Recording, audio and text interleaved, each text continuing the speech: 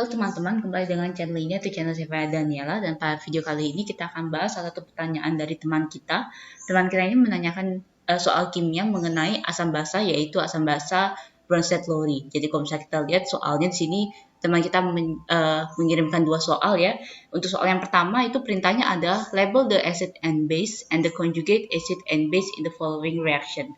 Use curved arrow to show the movement of electron pairs. Jadi di sini maksud dari soalnya itu adalah kita disuruh melabeli setiap spesies yang ada dalam dua reaksi ini dengan asam basa atau juga asam konjugasi dan basa konjugasi. Lalu setelah itu kita disuruh menggunakan kayak curved arrows, itu maksudnya kayak panah yang melengkung ya, untuk menunjukkan perpindahan dari pasangan elektronnya.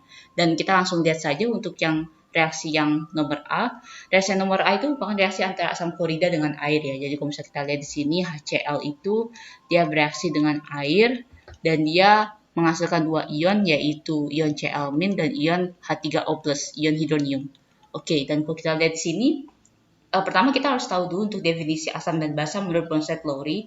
Jadi 4 hari yang lalu kami juga sudah sempat mengupload video khusus tentang asam basa Bronsted-Lowry. Kalian sudah bisa lihat untuk videonya di pojok kanan layar atas kalian sekarang. Jadi di sana sudah ada. Dan untuk sekedar mengingatkan lagi, untuk yang disebut dengan asam menurut Bronsted-Lowry itu adalah spesies yang dapat mendonorkan protonnya. Dalam hal ini yang disebut dengan proton itu ada ion H+.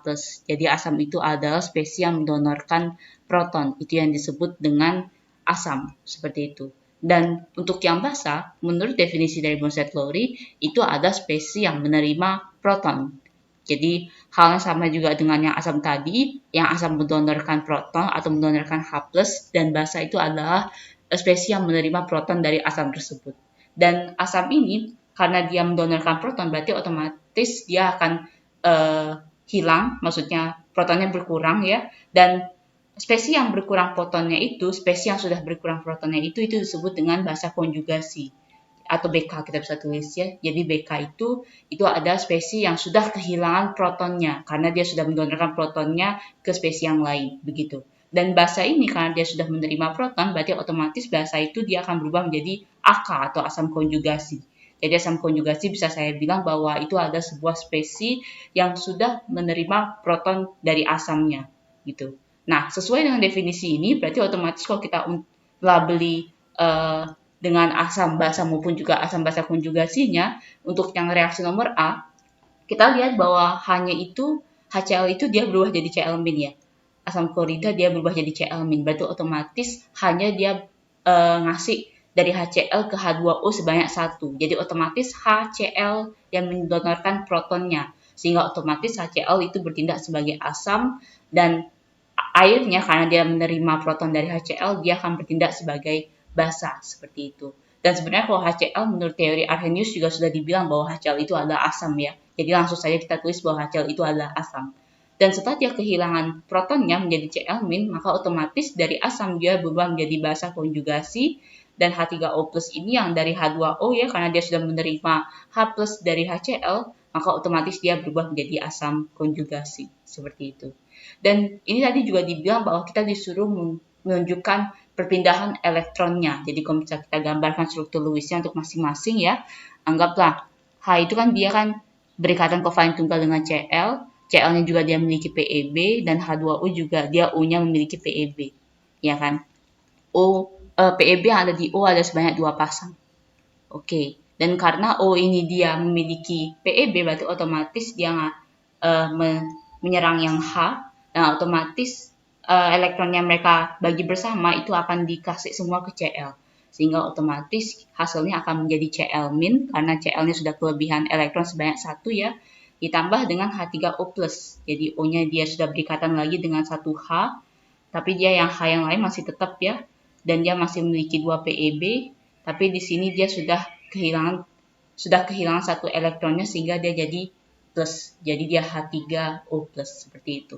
Itu adalah reaksi untuk yang nomor A. Sementara kalau untuk reaksi yang nomor B, kalau kita lihat sekarang, itu dia reaksi antara aseton dengan ion OCH3- ya. Jadi itu adalah salah satu bentuk dari keton yang paling sederhana, atau yang kita biasa sebut dengan 2-propanon, gitu ya. Kalau kita lihat secara cepat saja, sama seperti tadi, bahwa yang namanya asam itu ada spesies yang mendonorkan proton. Kalau kita lihat di sini CH3 di aseton itu ujungnya dia dari CH3 berubah menjadi CH2-. Begitu ya, berarti otomatis hanya pun hilang dan dia kasih ke OCH3- sehingga dia akan menjadi CH3OH atau metanol.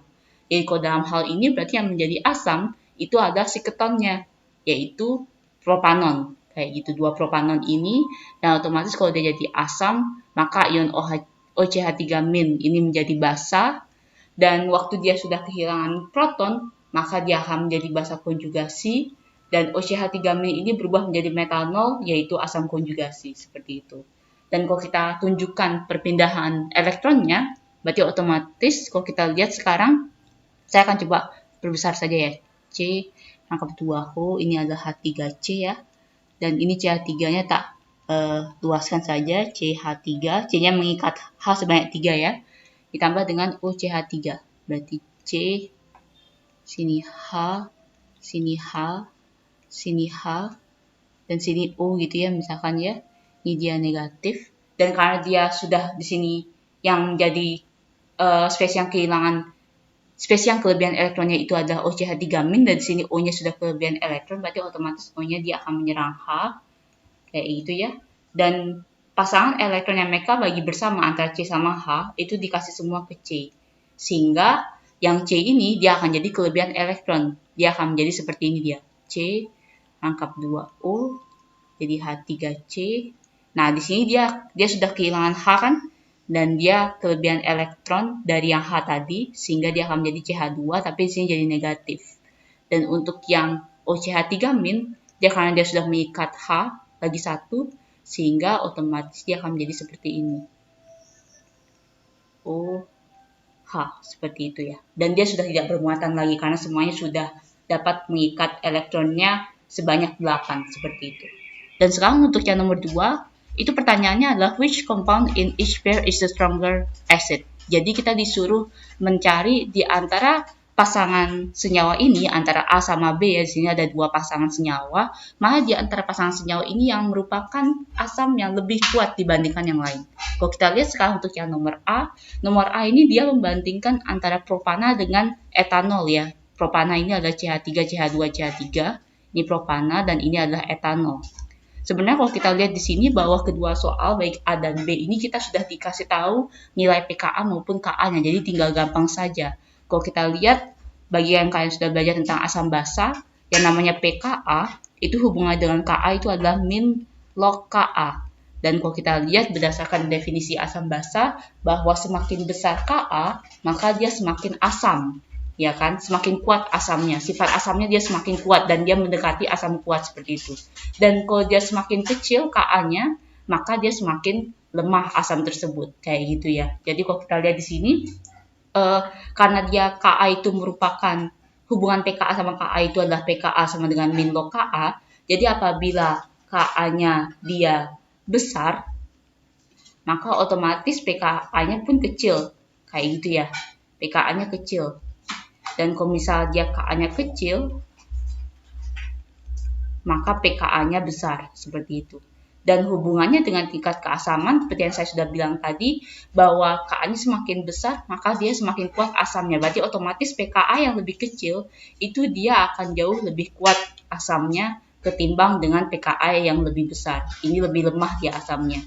Jadi kalau kita lihat di sini, bahwa yang lebih kecil, itu kan adalah pKa-nya yang etanol ya. pKa etanol adalah 16, sementara pKa propana itu adalah 50. Jadi otomatis etanol itu dia merupakan asam yang lebih kuat ketimbang propana, seperti itu.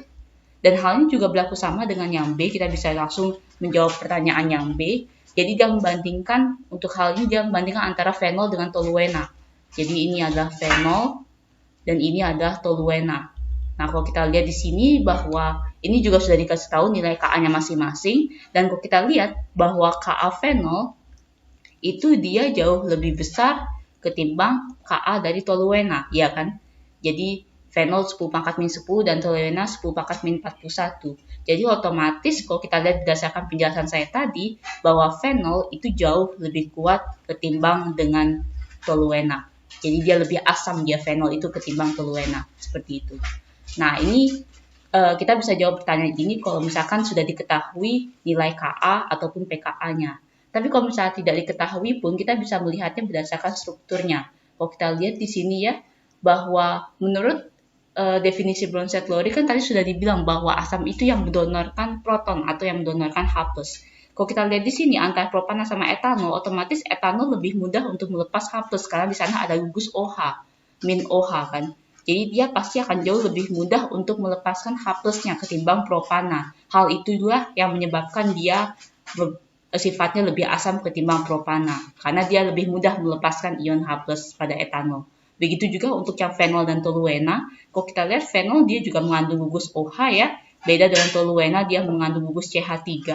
Jadi otomatis sama seperti etanol tadi, dia lebih mudah untuk melepaskan H+-nya. Dan itulah yang menyebabkan dia sifatnya lebih asam ketimbang toluena. Seperti itu. Oke? Jadi itu saja untuk pembahasan soal pada video kali ini. Jangan lupa untuk like, share, dan subscribe. Nah, apabila kalian memiliki pertanyaan yang ingin dibuatkan video pembahasannya seperti teman kita ini juga, silakan kalian cek di dalam deskripsi setiap video kami. Di sana ada email dan kalian bisa kirimkan soal kalian ke dalam email tersebut. Terima kasih.